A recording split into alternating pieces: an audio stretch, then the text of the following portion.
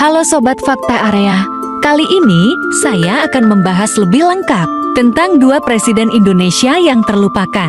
Mungkin banyak orang yang tidak tahu bahwa Indonesia pernah memiliki dua sosok presiden, yakni Syafruddin Prawiranegara dan Asahat. Yang pertama, Syafruddin Prawiranegara adalah seorang negarawan dan ekonom Indonesia. Ia memimpin Indonesia sebagai Ketua Pemerintah Darurat Republik Indonesia (PDRI) selama masa demokrasi liberal. Ia menjabat sebagai Menteri Keuangan dan Gubernur Bank Indonesia pertama. Syafruddin lahir di Banten dengan campuran darah Minangkabau Sunda Banten. Syafruddin mulai terlibat dalam pemerintah sebagai Menteri Keuangan. Kebijakannya yakni mencetuskan dan mendistribusikan uang Republik Indonesia.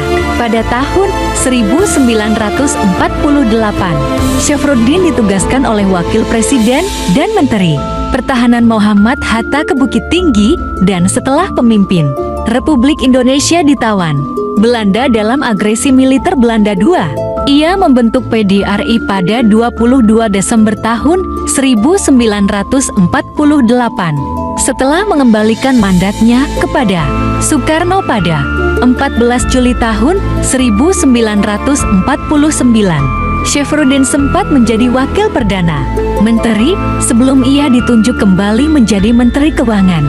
Sebagai salah seorang tokoh partai Masyumi yang menganut paham ekonomi sosialisme religius, Syafruddin turut membentuk kebijakan ekonomi Indonesia pada awal tahun 1950-an dengan kebijakan moneter yang konservatif dan program sertifikat devisa.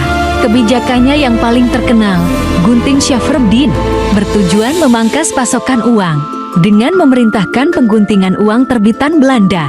Selanjutnya, ia menjadi Gubernur Bank Indonesia, tetapi karena mendukung investasi asing dan menentang kebijakan nasionalisasi, ia berseberangan dengan kebijakan Soekarno selama akhir masa demokrasi liberal. Pada pertengahan bulan Desember tahun 1948, Hatta sempat berencana kembali ke Bukit Tinggi dengan naik pesawat yang disediakan Perdana Menteri India, Jawaharlal Nehru. Akan tetapi, Belanda keburu meluncurkan agresi militer kedua pada tanggal 19 Desember tahun 1948 saat Hatta masih berada di Yogyakarta. Karena agresi tersebut, Soekarno dan Hatta beserta sebagian besar pejabat-pejabat pemerintah Indonesia ditangkap Belanda dan diasingkan ke Pulau Bangka. Syafruddin diberitahu mengenai perkembangan ini hari itu juga oleh Kolonel Hidayat Martaatmajah, dan awalnya ia sempat ragu-ragu. Syafruddin terkejut mendengar bahwa pemerintah Indonesia ditangkap begitu cepat, dan karena mandat yang dikirim Soekarno dan Hatta melalui telegram tidak sampai ke Bukit Tinggi, ia tidak yakin ia memiliki wewenang untuk membentuk pemerintahan. Syafruddin mengatur rapat dengan Gubernur Sumatera Tuku, Muhammad Hasan, dan wakilnya Muhammad Nasrun untuk membahas situasi.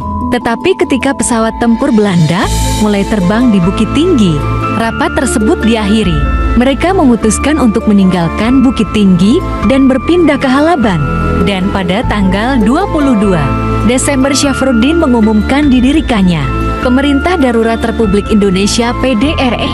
Dalam struktur PDRI, Syafruddin menjabat sebagai Ketua, merangkap Menteri Pertahanan, Penerangan, dan Luar Negeri. Syafruddin juga mengumumkan Komisariat PDRI di Pulau Jawa yang diisi tokoh-tokoh RI yang tidak ditangkap Belanda seperti Susanto Tirtoprojo, Ijeng Kasimo, dan Sukiman Wirjosanjojo.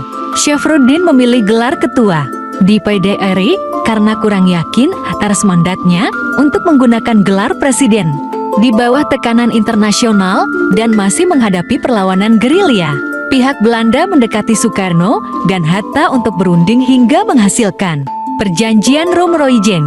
Syafruddin merasa dilantai dalam hal ini karena ia menganggap bahwa mandat pemerintahan Indonesia ada pada PDRI, bukan pada para tokoh yang berada di Bangka.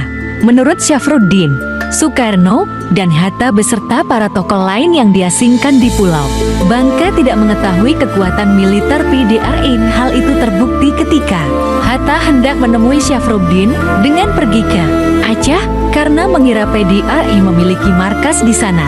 Untuk membujuk Syafruddin menerima hasil perjanjian Romeroijen dan menjemput para pemimpin PDRI ke Yogyakarta.